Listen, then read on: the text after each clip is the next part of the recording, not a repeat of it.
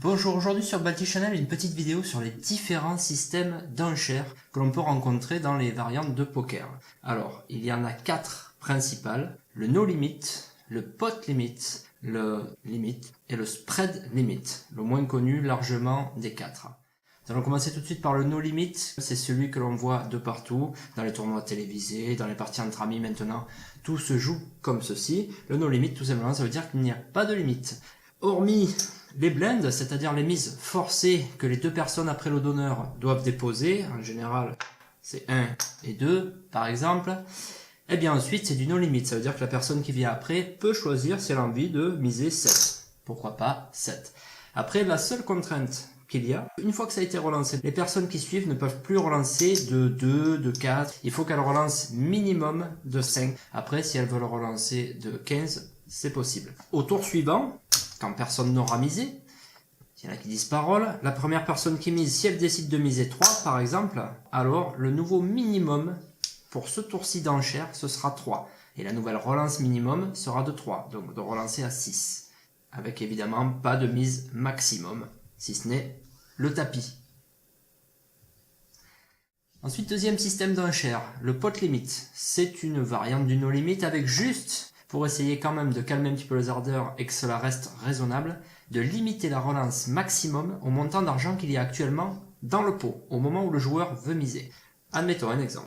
Petite blend 1, grosse blend 2, un joueur relance à 6. Si moi à ce moment-là j'ai envie de relancer du maximum pour essayer de chasser les adversaires qui n'ont pas des mains très fortes, je relance du pot et le calcul se passe comme ceci. Tout d'abord, il faut considérer que avant de relancer, je suis censé suivre. Donc pour suivre, je dois mettre 6. Voilà. Et maintenant intervient la relance de la taille du pot. Et le pot actuellement, il contient 1, plus 2, plus 6, plus 6, soit 15. Donc ma relance, elle va porter le niveau à 6 plus 15, elle va porter le niveau d'enchère à 21. Hop. Voilà, je relance de la taille du pot, 21. Une autre manière de le calculer, un petit peu plus rapide, c'est de considérer la taille du pot actuelle au moment où je mise, donc 1 plus 2 plus 6, on est donc à 9, et d'y ajouter 2 fois ce qu'il faudrait que je mette pour suivre. Donc 2 fois 6, donc 12, 9 et 12, 21. On tombe bien sur le même total. L'avantage, comme je l'ai dit, de cette façon de miser, c'est qu'on évite d'aller à tapis trop souvent. Ça permet des enchères progressives. L'inconvénient que vous aurez noté, c'est qu'il faut un petit peu calculer et qu'il faut donc un petit peu surveiller aussi. Troisième type d'enchère, le limit. À l'heure où le no limit Texas Hold'em est la variante reine du poker, le limit ne se pratique plus beaucoup, hormis dans toutes les variantes de stud où ça reste la norme à quelques exceptions près.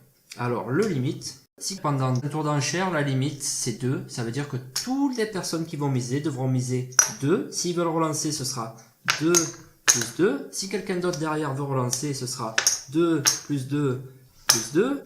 Si encore finalement une autre relance, ça fait 8. Et on s'arrête là. On ne peut pas dépasser 4 fois le montant de la limite. Donc ça veut dire une ouverture de 2 et 3 relances de 2 pour un total de 8. Très souvent, pour que les mises gardent un caractère dissuasif en fin de partie, quand on arrive au dernier tour d'enchère, en général la limite est doublée à la moitié de la partie. Les 2 premiers tours d'enchère vont se jouer en limite basse, ou petite limite, on appelle ça aussi le small bet en anglais. Admettons que ce soit 2. À partir du 3e tour d'enchère, la mise minimale va être de 4. On appelle ça la grosse limite, la grande limite ou le big bet. Enfin, dernière façon de miser lors des tours d'enchère, de très loin la plus rare, le spread limit. Ça veut dire des limites étalées, c'est-à-dire que vous avez une fourchette de sommes entre lesquelles vous pouvez miser. Admettons que vous jouez en spread limit 1-5, ça veut dire qu'à chaque coup, vous pouvez miser entre 1 et 5 jetons. Le spread limit peut se révéler très intéressant pour booster un peu les variantes qui se jouent habituellement en limite. Là où l'usage du pot limit et du no limit aboutirait rapidement à une guerre nucléaire de jetons, le spread limit permet de jouer un petit peu plus agressif, un petit peu plus dynamique, de pouvoir bluffer, chasser, tout en maintenant un contrôle sur la partie. Voilà, j'espère que cette petite vidéo sur les différentes façons de miser sur les différents systèmes d'enchères au poker vous aura été utile et vous donnera peut-être l'envie d'essayer votre variante de poker préférée, jouer d'une autre manière et de voir les changements, car il y en a, qui s'effectuent.